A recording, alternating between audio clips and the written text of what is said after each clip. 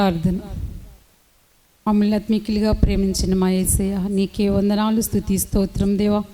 దేవా నిన్ను ప్రార్థన చేయగా ఎన్నో అద్భుత కార్యాలు, ఆశ్చర్యకార్యాలు మీరు నా జీవితంలో చేసిన విధానం బట్టి మీకే వందనాలు, స్తుతి, స్తోత్రం. దేవా నిన్ను ప్రార్థన చేయగా ఎంతోమంది స్వస్థపరచబడ్డారు యేసయ్య. నా ప్రార్థనలో శక్తి ఉంది దేవా తండ్రి.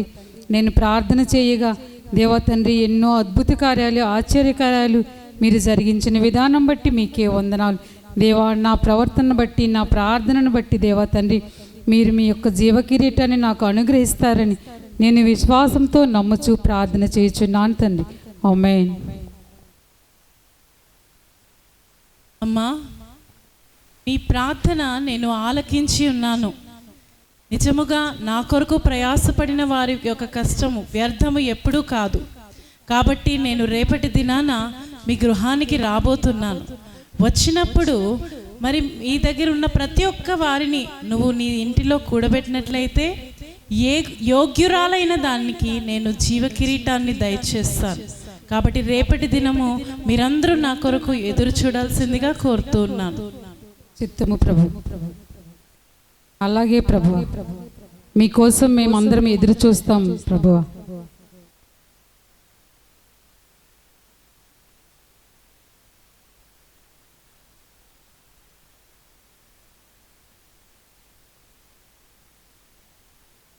ఏంటమ్మా నువ్వు త్వరగా తుడు, ఇంటికి గెస్టులు వస్తున్నారని చెప్తున్నాం కదా.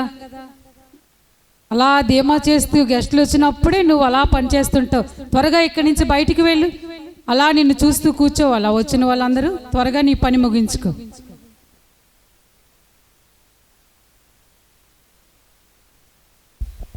సరిత సిస్టర్ వందనాలమ్మ, బాగున్నారా? Praise lord. బాగున్నారా?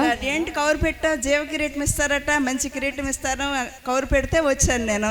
నిజంగా చాలా అద్భుతం. ఏంటంటే నా ప్రసంగాలను చూసి చాలామంది చాలా సంతోషించేస్తారు. నిజంగా మొన్న అబ్దుబాయిలో ప్రసంగం చేశాను. 300 మంది వచ్చారు. 3000 మంది రక్షింపబడ్డారు. నేను ఎంత మంచి ప్రసంగికురాలనో తెలుసా? నా ప్రసంగాలన్నీ యూట్యూబ్లో వస్తాయి. పెద్ద పెద్ద బ్యానర్లో నా ఫొటోస్ ఉంటాయి. ఎక్కడ చూసినా నా ఫ్లెక్సీలో, ఎక్కడ చూసినా నా పేరు మారుమ్రోగిపోతుంది. కాబట్టి కిరీటం నేనే పొందుకుంటాను ఏమైనా సరే.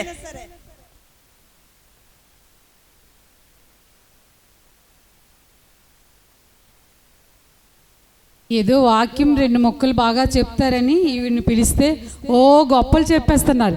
300 మందిని 3000 మంది జనంగా మార్చారంట. ఆవిడ ప్రార్థన వాక్యం చెప్తుంటే సగానికి సగం మంది నిద్రపోతూ, ఆల్రెడీ చూడండి ఎంతమంది నిద్రపోతున్నారు. నిద్రపోతుంటే ఈవిడ పెద్ద ప్రసంగం చేస్తే ఈవిడ కట్ట జీవకిరీటం దేవుడు అనుగ్రహిస్తాడట. ఈవిడ గొప్పలు.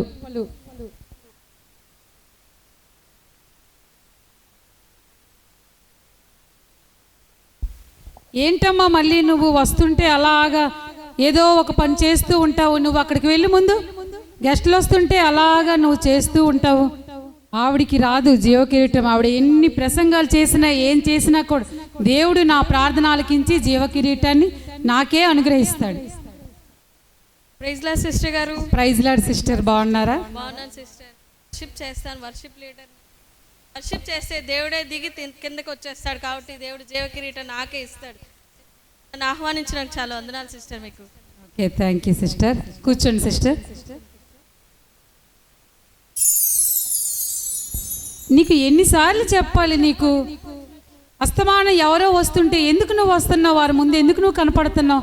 నీ ముఖం వాళ్ళు చూడకూడదని చెప్పాను కదమ్మా. అలా వస్తూ ఉంటావు నువ్వు.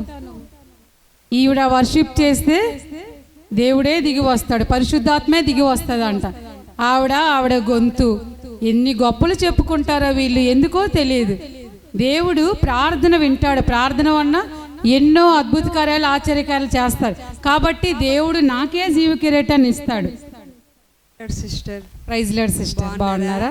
మీరు మాకు ఆహ్వానించినందుకు.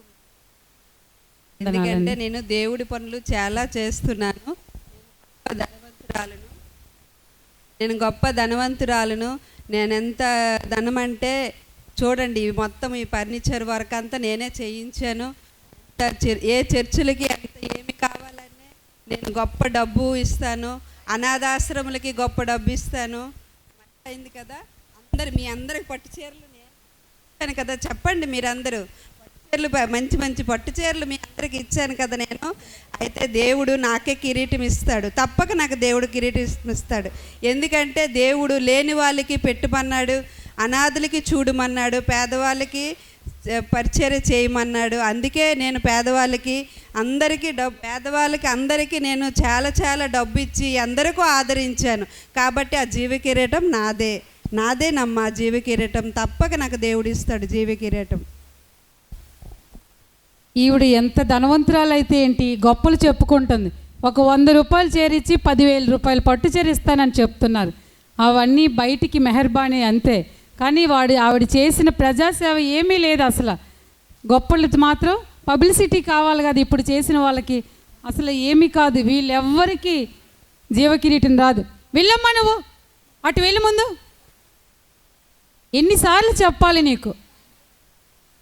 ఇంటికి ఇంతమంది గెస్టులు వస్తుంటే నువ్వు అలా అస్తమానం రావడం అది వద్దని చెప్పాను కదా. నువ్వు అక్కడ ఒక మూల కూర్చొని నువ్వు జీవకిరీటం దేవుడు నాకే అనుగ్రహిస్తాడు. ఎందుకంటే నేను ప్రార్థన చేయగా ఎన్నో అద్భుతకారాలు, ఈ చర్చ్ కోసం ఎంతో ప్రార్థన చేయగా ఇంత మంచి చర్చ్ ఏసీ, సెంట్రల్ ఏసీ ఏంటి, కూర్చోడానికి కుర్చీలు ఏంటి, ప్రతి ఒక్కటి దేవుడు నా మొర ఆలకించారు. ఇక్కడ పాస్టర్ గారు, పాస్టర్ అమ్మగారు అందరూ ప్రార్థన చేశారు. వాళ్ళతో పాటు నేను చేసినా కూడా నా యొక్క ప్రార్థన దేవుడు ఆలకించి ఎన్నో కార్యాలు చేశారు. తప్పకుండా జీవకిరీటం నాకే అనుగ్రహిస్తాడు దేవుడు.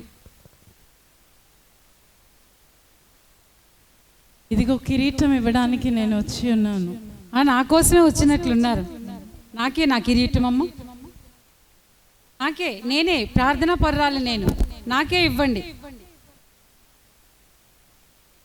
అది ఎందుకంటే నేను ఎన్నో ప్రసంగాలు చేసి ఎంతమందినో మార్చేస్తాను తెలుసా. కిరీటం నాదే. మీరు ప్రసంగం చేయడానికి వాతావరణం సహకరించాలని ప్రార్థన చేసింది నేనే. కిరీటం నాది.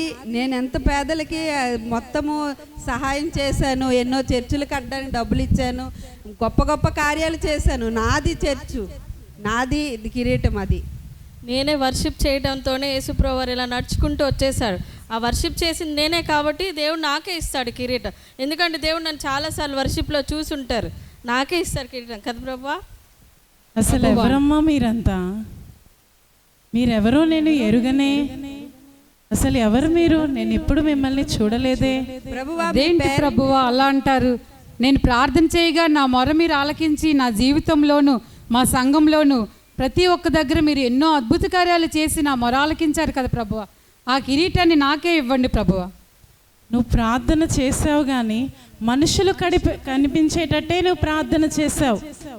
నీ ప్రార్థన పరలోకం చేరేటట్టు నువ్వు ప్రార్థన చేయట్లేదు. ఈమె ప్రసంగం చేసింది కానీ ఈమె ప్రసంగంలో ఎల్లప్పుడూ ఆమె గొప్పలు చెప్పుకున్నప్పటికే సరిపోయింది. నా యొక్క నామాన్ని ఏనాడు హెచ్చించలేదు. ఈమె వర్షిప్ చేస్తే ఈమె స్వరాన్ని బట్టే అతిశయించింది కానీ ఏనాడు నేహిమును మహిమ పడేలా ఎప్పుడు తను ఆరాధన చేయలేదు. కాబట్టి వీళ్ళెవరూ అర్హులు కాదు. అసలు నేను వెళ్తుంది, నేను చూస్తుంది మీ మధ్యలో యోగ్యురాలు ఎవరు అని చెప్పి తప్పుకోండి. నేను ఎన్నో కార్యాలు చేశాను ప్రభువా.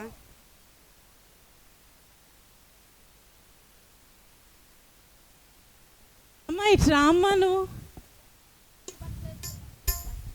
ప్రభా, నేను మురికి బట్టలు వేసుకున్నాను. పర్వాలేదు రామ్మా, రామ్మా. మా వాండర్ గారు నన్ను సరిగా రామ్మా. నేను యోగ్యురాలను కాదయ్యా.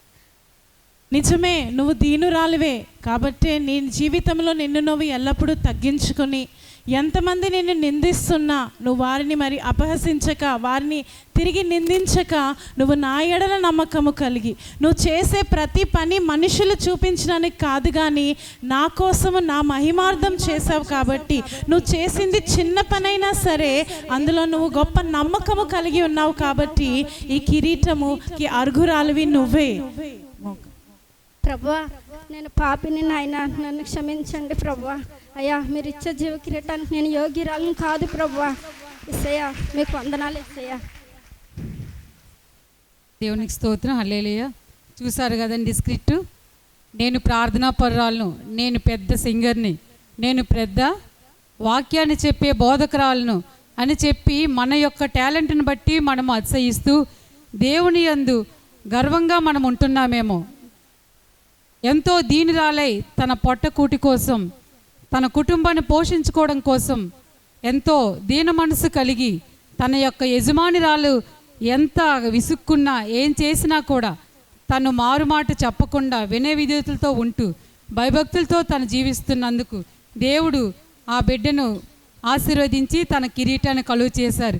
ఈ స్కిట్ ద్వారా మనం కూడా మన యొక్క జీవితంలో మన ఏమైనా గర్వం ఉన్న, అహంకారం ఉన్న వాటిని మనం పక్కన పెట్టి మన జీవితాన్ని దేవునికి ఇష్టంగా మనం మార్చుకొని ఆ జీవ కిరీటాన్ని పొందడానికి మన అందరము ప్రయాసపడాలని కోరుచున్నాం.